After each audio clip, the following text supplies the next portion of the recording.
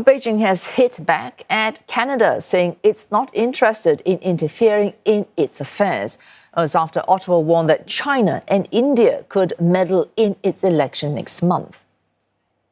中方一贯坚持不干涉别国内政的原则，从未也没有兴趣干涉加拿大的内政。 The Canadian Security Intelligence Service, or the CSIS, issued a warning claiming that China and India will likely interfere in the polls, adding that Russia and Pakistan could also do the same. An inquiry into Canada's past two elections found evidence of foreign interference, but the vote itself was not affected. The spy agency says such activity is more difficult to detect due to the use of AI tools and social media.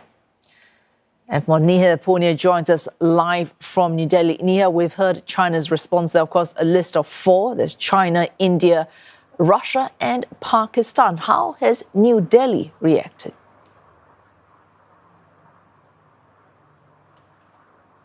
Well, we've not heard a comment from the Ministry of External Affairs on these latest allegations, despite reaching out to them. But they did point me towards a comment that they had issued back in January when similar allegations were made, when India had rejected allegations of New Delhi trying to interfere in the internal processes of any country, in turn accusing Canada of interfering in India's own domestic processes. Now, this is not the first time that Ottawa and New Delhi have traded charges over this.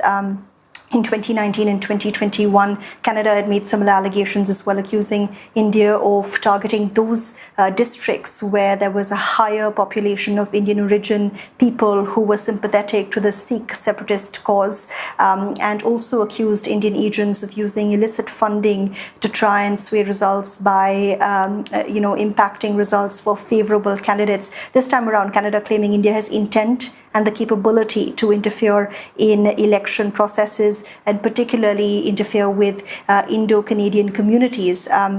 It's saying India is the second most active country engaging in electoral foreign interference after China. Also that India focuses its foreign interferences and impacts all levels of government, and that diplomatic officials in Canada and proxies are who are conducting such interference processes. And the reason Canada believes India is doing this is because it thinks that New Delhi believes that Canada is not taking this question of the Sikh separatist movement growing in Canada seriously enough, and the security threats that it poses to India from within Canada.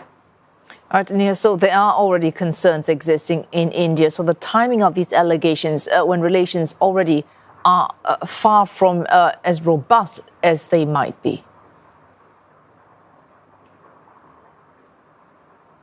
Absolutely. And, with Justin Trudeau's exit, there was hope in New Delhi that this would be the window when Ottawa and New Delhi could mend strained ties. This has been a blip in what has been ordinarily a very cordial bilateral relationship. But with the Canadian spy agency now making these charges, that hope has been dashed, according to some foreign experts I've been speaking to. All of this started when Justin Trudeau first, addressed that press conference in 2023, saying that his government had reason to believe that Indian agents were involved in the assassination of a Sikh separatist leader on Canadian soil. India had rejected that allegation as absurd and has maintained that stance through the last 2 years. But what followed soon after was a series of tit-for-tat moves.